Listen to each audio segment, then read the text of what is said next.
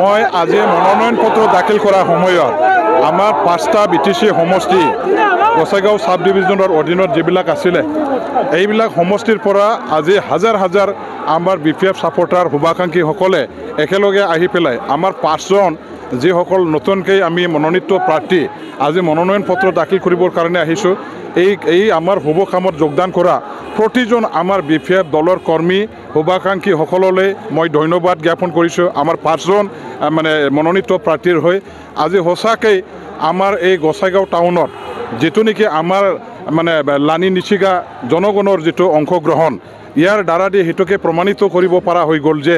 আগন্তুক BTC ইলেকশ্যনত 5টা BTC সমষ্টি গোসাইগাঁও সাব ডিভিজনৰ অধীনত যিবিলাক আছে সেইবিলাক সমষ্টিৰ পৰা আমাৰ BPF দলে স্পষ্টভাৱে হেজাৰ হেজাৰ ভোটৰ ব্যৱধানত আমি জিকি আহিম ইয়াৰ এটা মানে স্পষ্ট প্ৰমাণটো আজি দেখা পাইছোঁ।